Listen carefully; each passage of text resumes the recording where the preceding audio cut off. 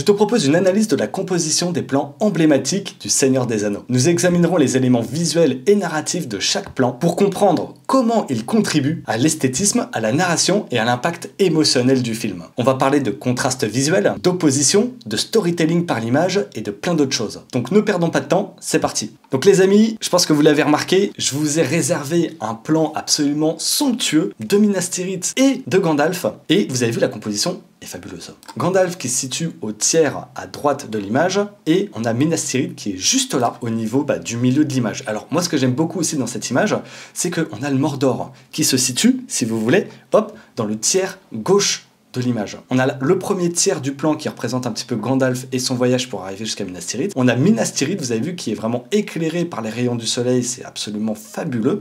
Et petit à petit, vous avez vu, on a le Mordor juste à gauche, dans le troisième tiers. Storytelling par l'image, les amis, c'est incroyable. Donc là, on est vraiment en bas de cette grande forteresse absolument immense. Elle fait plus de 1 km de haut, si vous voulez un petit peu une référence. C'est absolument énorme. On s'en rend pas compte dans le film, parce qu'on a du mal à se situer avec les échelles, mais Peter Jackson n'est pas mauvais à ça, vous allez voir. On a un premier plan ici, et le reste du plan qui va petit à petit nous mener à la montagne du destin, avec des jolies lignes directrices qu'on retrouve juste là. Le fait de mettre une partie de cette tour au premier plan, ça permet encore une fois de donner une profondeur au plan. Et Peter Jackson, dans certains de ces plans-là, vous regarderez tranquillement le film de votre côté, on a des plans vraiment plutôt inhabituels, en tout cas je trouve, par rapport à ce qu'on trouve dans les films classiques, où vraiment, on le verra aussi avec Minas Tirith, les plans ont tendance à partir du haut, à repartir un petit peu comme ça vers le bas. Parfois aussi, les lignes ne sont pas forcément respectées, donc on va avoir quelque chose d'un petit peu décousu, mais qui donne un petit peu aussi ce sentiment de grandeur, et je dirais même de vertige. D'accord? On le verra avec les plans de Denethor, de Minas Tirith, etc. dans le troisième volet. Je suis toujours, du coup, dans les terres du Mordor, et j'aimerais vous parler, du coup, de ce plan absolument fantastique. Vous avez vu, règle des tiers, une nouvelle fois. On a des personnages qui partent de la droite vers la gauche. On peut aussi parler du coup de ces lignes directrices, alors qu'on peut analyser comme ceci, qui vont rapprocher comme ça notre œil des sujets. On voit aussi ici, créé un petit peu par l'architecture des lieux. Et en plus de ça, c'est des personnages qui sont très sombres. Et en fait, on est venu avec la lumière les détacher. Il y a un petit contraste qui se fait et qui permet vraiment de donner cet aspect très cinématographique. Vous noterez également l'angle de la caméra qui est plutôt soit en high level ou légèrement en contre-plongée. Et ça, c'est beaucoup utilisé dès qu'il y a les Nazgûl ou quelque chose qui a beaucoup de puissance, beaucoup de pouvoir dans le film. J'attire votre attention sur le fait que les Nazgûl souvent se déplacent de la droite vers la gauche. On le retrouve également dans ce plan-là. Qu'est-ce que c'est que ce bazar? Pour ce faire, je vous ai carrément pris la map du Seigneur des Anneaux. Alors regardez, on a le Mordor qui est juste là. Vous trouverez la montagne du destin, vous retrouverez aussi la grande tour dont on vient de parler. Il faut bien que les Nazgûl partent du Mordor jusqu'à la comté. Et la comté, elle se situe là-haut. Donc du coup, de la droite vers la gauche. Et moi je trouve que c'est vachement bien fait à ce niveau-là. Si ça vous parle pas trop, j'ai également une map qui représente le chemin que vont faire tous les personnages principaux pendant le film. Et on retrouve, vous voyez juste là, le chemin que va emprunter Frodon, Sam, Pippin et Merry pendant la première partie du film. Et ce que vous voyez, c'est qu'effectivement, ils partent bien de la comté, ils partent du coup de l'ouest vers l'est. Donc ça veut dire de la gauche vers la droite. C'est ce qu'on trouve dans une partie du film. Dès le départ, vous avez vu, on les voit bien passer de la gauche vers la droite. Pareil sur cette image, de la gauche vers la droite. Au contraire, vous avez vu, du côté des Nazgûl, ce sera plutôt de la droite vers la gauche. J'aimerais vous parler un petit peu du voyage de Gandalf qui va retrouver Saruman au début du premier film. J'aimerais vous parler un petit peu des lignes directrices que moi je trouve absolument géniales dans ce plan-là. Tout mène à ramener les deux personnages l'un vers l'autre. Et un, effectivement, qui est dans le tiers plutôt supérieur et un qui se ramène au niveau du milieu de l'image. Est-ce que peut-être ça voudrait dire quelque chose? Est-ce que peut-être il y aurait déjà un ascendant? Effectivement, c'est ce qu'on verra, c'est ce qu'on voit aussi dans ce plan-là. Regardez, donc cette fois-ci, on a à la fois une composition un petit peu en ellipse, qu'on retrouve ici, et une nouvelle fois, vous avez vu, on voit Gandalf qui se situe ici, et Saruman qui se situe un peu plus haut. On a à la fois la verdure qui se situe dans cette partie du plan, et les côtés très sombres, et voire même un petit peu dominants sur l'image, sur le tiers supérieur, où Saruman se positionne. Intéressant, parce que vous savez ce qui va se passer. Ce qui va se passer, c'est que Saruman a fait un pacte avec Sauron, et que Gandalf va peu à peu s'en apercevoir. Mais vous avez vu, ne serait-ce que dans le plan, on commence déjà un petit peu à s'en douter. Les amis, bienvenue dans les mines de la Moria. Ce qu'il faut comprendre ici, c'est que Peter Jackson, une nouvelle fois, comme on avait vu avec Minas Tirith, dès qu'il y a des establishing shots, on vient un petit peu mettre le regard du spectateur à un endroit donné. Et là, l'endroit donné, c'est exactement là où ça se situe au niveau de la règle des tiers. Tout, hop, pointe à ce niveau-là. Que ça soit avec les lignes directrices créé par les piliers et en plus la règle des tiers. Donc ce qu'on peut voir, c'est un petit peu ce qu'on avait vu d'ailleurs avec Minas Tirith précédemment. Avec des zones un peu plus sombres ou un peu plus claires de l'image, on vient comme ça créer un contraste visuel qui permet de guider le regard du spectateur. Et en plus de ça, là on peut voir l'immensité des lieux. Il faut que le plan soit plutôt large pour s'en rendre compte. D'accord? Si le plan était super serré vers nos personnages, ça serait compliqué. Dernière petite chose, c'est voilà les contrastes entre le plein et le vide. On l'a hein, avec l'ellipse, juste là, hop, on a l'accent qui est mis voilà, sur la communauté et le reste est plutôt vide. Ce qui va peut-être changer au fil du temps, pour ceux qui ont vu le film. Il faut que je vous parle de ce plan. Devant la tombe de Balin, la communauté d'anneaux s'apprête à combattre des gobelins. Et un troll des cavernes. Vous vous rappelez, quand Boromir le voit et qu'on comprend tout de suite quelle heure il est, bah, on est exactement là. Alors, concernant cette composition, bah écoutez, absolument classique. Ce que j'aime bien, c'est le fait que Gimli soit comme ça, debout sur la tombe de Balin, ce qui permet un petit peu de mettre l'accent sur lui. Bah, pas uniquement, étant donné qu'il n'est pas au premier plan. On a une composition comme ça qui est un petit peu triangulaire. Et d'ailleurs, ça fait presque aussi un peu les lignes directrices. Les lignes directrices hein, qui vont, hop, aller directement par ici, vers nos personnages. Hein. Vous avez vu, créés par la lumière et par les éléments de décor. Incroyable. L'architecture même, je dirais. Oh, elle est belle hein, cette composition. À la fois, on respecte la règle des tiers, on respecte aussi les lignes directrices, on met en avant les personnages en fonction de leur taille ou autre, et en fonction de ce que ça peut représenter pour eux. Gimli va se mettre comme ça sur la tombe de Balin pour le défendre coûte que coûte. Et aussi pour être à la hauteur, je pense, de ses camarades. D'accord? On parlait de mettre en valeur par la lumière et par la règle des tiers. Les amis, nous voilà servis. Alors, une nouvelle fois, on a la confrérie de l'anneau qui se situe ici. On a l'œil du spectateur qui est guidé au niveau de la communauté de l'anneau via la lumière. Et cette fois-ci, c'est aussi mis en valeur par tous les gobelins qui viennent entourer, encercler comme ça la communauté. Et cette fois-ci, vous avez vu, hein, c'est un petit peu différent du plein et du vide qu'on a vu la dernière fois. Il y a une nouvelle fois des lignes directrices hein, créées par les allées de piliers. On est un peu plus en plongée que le premier plan qu'on a vu précédemment, mais ça permet de mettre plus l'accent sur le nombre de gobelins qui entourent comme ça la communauté. Incroyable. Celui-ci, c'est peut-être mon plan préféré du premier volet du Seigneur des Anneaux. Pourquoi? Parce qu'en fait, il y a plusieurs choses à comprendre et il y a une certaine symbolique. De 1, on a la notion de framing, à la fois avec la règle des tiers et à la fois, vous avez vu, avec les pylônes qui viennent comme ça mettre l'accent sur l'action. La communauté qui se trouve dans le tiers inférieur, avec une lumière plutôt froide et en ellipse, et au contraire, l'arrivée du Balrog, avec une couleur plutôt chaude, sur des zones un peu plus rectangulaires, et qui vient comme ça un petit peu en opposition. Si vous préférez, voilà, c'est un petit peu comme ça qu'on pourrait le représenter. Avec la règle des tiers, ça donne ça. On voit vraiment, du coup, dans le tiers inférieur de l'image, la communauté, dans le tiers supérieur, l'arrivée du Balrog, qu'on ne va pas voir avant un bout de temps. On sait simplement que les gobelins en ont affreusement peur, hein, et que Gandalf se doute que quelque chose ne roule pas. Du tout.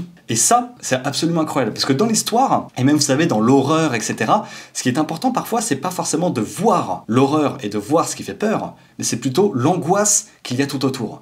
Et c'est là que c'est très intéressant. C'est là que pour moi, on est en face de l'un probablement des meilleurs plans du Seigneur des Anneaux, la communauté de l'anneau. Je vous le dis, après c'est personnel. Et après une longue course-poursuite, on a la fameuse scène où Gandalf va tenter de stopper le Balrog au beau milieu d'un pont super fin où toute la communauté va passer. On voit qu'il y a une partie du plan qui est plutôt bien éclairée, où la lumière, etc. représente une belle partie du plan. C'est dans le premier tiers du plan, avec les lignes directrices qui mènent directement vers Gandalf. Vous avez vu qu'ils sont créés par l'architecture des lieux. Gandalf en lui-même, et dans le dernier tiers de l'image, on a des couleurs qui sont plutôt sombres, avec le Balrog qui est dans une fumée noire très épaisse. On vient à la fois amener le regard du spectateur vers l'action, mais on vient aussi créer un petit peu cette opposition en ce que représente la communauté versus le côté très sombre que peut représenter les orques, les Uruk-hai, etc. La place prise par le Balrog est beaucoup plus grosse que Gandalf. Il est positionné en hauteur. On le voit d'ailleurs dans la règle des tiers, la tête du Balrog est dans le tiers supérieur de l'image, Gandalf se trouve plutôt dans les 2 tiers inférieurs. On vient mettre en valeur un certain déséquilibre des forces et qui prouve aussi un petit peu le courage que Gandalf a à ce moment-là. Direction la forêt de Lothlórien, je crois, si je vous dis pas de bêtises. On a une composition qui, je trouve, est encore très forte de sens. On pourrait limite séparer le plan en deux au niveau de la moitié, et à une fois, on a encore une petite opposition. Et on a l'accent, que ça soit au niveau des couleurs, des vêtements, mais aussi de la lumière qui vient comme ça directement sur les personnages. Mettre en avant les elfes, leur futur hôte. Vous avez vu, les elfes sont très légèrement surélevés. Ils sont sur la seconde marche. Et là, vous voyez, au niveau de la composition, c'est très malin. Parce que au niveau de l'angle de la caméra, si on avait mis les elfes, par exemple, un tout petit peu plus en dessous, ici, on aurait plutôt eu cette sensation que la communauté les regarde de haut vers le bas. Ce sentiment de supériorité là représenté par les elfes ne serait pas le même. Vous voyez? Donc là, ça a été malin de la part alors du directeur de la photographie ou de Peter Jackson de l'avoir composé comme ça. Parce que là, pour le coup, hop, on est plutôt comme ceci. Vous avez vu? Dans la symbolique. Les amis, parlons un petit peu d'Establishing Shot. Celui-là, il est extrêmement connu dans la communauté de l'anneau. On a des lignes directrices absolument fabuleuses, créées par le fleuve, créées aussi par les statues, qui vont guider peu à peu notre regard vers la communauté. Là où j'aimerais attirer votre attention, c'est vers la communauté ici. Il faut savoir que si on avait laissé des falaises un petit peu verdoyantes, etc. derrière, on n'aurait pas forcément eu le même contraste pour mettre en avant la silhouette de la communauté de l'anneau. Via des jeux un petit peu de brouillard et de lumière plutôt haute, on vient comme ça dessiner les silhouettes des bateaux et de chaque personne de la communauté qui sont dessus. Et ça, c'est une technique bien connue, le contraste pour mettre en avant un sujet. Là, vous avez un exemple magnifique sous les yeux. On peut parler également, une nouvelle fois, un petit peu la notion de framing. Le fait qu'effectivement, il soit contenu comme ça entre les deux immenses statues, ça vient aider à guider l'œil du spectateur. J'aimerais un petit peu parler de cette façon incroyable que Peter Jackson a pour mettre en valeur l'immensité des lieux. On l'avait vu tout à l'heure avec la Moria, des plans plutôt hauts et plutôt larges pour mettre en avant l'immensité des lieux. Cette fois-ci, en ayant un plan peut-être un petit peu plus serré, mais pour se rendre compte effectivement de l'immensité des lieux, là on a le pied des statues et vous avez vu la taille de chaque personne de la communauté à côté, mais c'est incroyable. Les statues sont absolument immenses. Ouais, alors on le voyait déjà auparavant ici, on se rendait compte effectivement qu'elle faisait plusieurs dizaines de mètres de haut, mais là, on s'en rend encore plus compte. J'aimerais parler un petit peu de la notion de règle des tiers ici. La communauté qui se situe pile poil sur la règle des tiers ici, et d'ailleurs plutôt vers le côté inférieur, d'accord? Et tout le reste du plan est effectivement un des pieds de la statue qui est absolument titanesque. Visualisation de l'échelle par l'image absolument bien mis en valeur par Peter Jackson. Je vous parlais de sens dans l'image, je suis obligé de faire une petite parenthèse une nouvelle fois pour vous le montrer. On l'a dans ce plan-là, où la communauté se dirige de la gauche vers la droite, je pense que tout le monde sera d'accord avec moi. Voilà, une nouvelle fois dans ce plan-là, une action une nouvelle fois qui vient de la gauche vers la droite. Il continue d'avancer petit à petit. Et qu'on retrouve une nouvelle fois ici, avant l'arrivée au col de Caradhras, c'est la même chose. On a la communauté qui se dirige de la gauche vers la droite. Petit aparté Moria, vous pouvez voir que effectivement, si je zoome un petit peu sur ma carte ici, les personnages se dirigent de la gauche vers la droite et effectivement, on le voit sur la carte, quand ils vont passer sous les montagnes via les mines de la Moria, le fait qu'on ait la communauté à droite, Gandalf au milieu et le Balrog à gauche, ça représente exactement ce qui se passe sur la carte. Pour moi, ça a du sens de composer le plan comme ça. Et c'est pareil pour les elfes. Quand ils arrivent comme ça dans la forêt de Lorien, pareil, une nouvelle fois, ils arrivent par ici, de la gauche vers la droite. C'est pour ça que faire un plan où on les voit arriver comme ça devant Galadriel, la communauté à gauche, Galadriel à droite, c'est intéressant. Et pour finir sur cette histoire de gauche vers la droite, on peut voir qu'à la fin du premier volet du Seigneur des Anneaux, on a une nouvelle fois cette notion de partir de la gauche vers la droite, on l'a typiquement ici, et les oppositions que ça peut représenter au niveau de la lumière et au niveau du but. On a Frodon et Sam dans le premier tiers de l'image, une grosse partie du Mordor dans cette partie, et ici encore plus sombre, une autre partie du Mordor. C'est les nuances entre les couleurs claires et les couleurs sombres dans les nuages qui mettent un petit peu ce que représente le Mordor et ce que peut représenter une partie de la communauté. Plus on va se rapprocher du Mordor, plus on va avoir des nuages extrêmement sombres. D'accord ? Ce qui peut paraître normal, mais par le storytelling, par l'image, c'est incroyable de raisonner comme ça. Et là, on le voit une nouvelle fois, on a un très bel exemple devant nous. Plus les personnages vont se rapprocher du Mordor, plus l'aventure s'avère difficile. On s'en doute, et là, via le storytelling, par l'image et comment on va mettre en place un plan, là aussi, on s'en doute une nouvelle fois. On est au niveau de la bataille qui va complètement séparer la communauté. La communauté a descendu comme ça le fleuve, il s'arrête juste ici, et c'est comme ça que Frodon et Sam vont partir au niveau des marécages, et c'est comme ça aussi que Pippin et Sam vont être retirés de la communauté par les Uruk-hai, et Legolas, Gimli et Aragorn qui vont tenter de partir les secourir jusqu'à Fangorn. Et ils vont parcourir du chemin.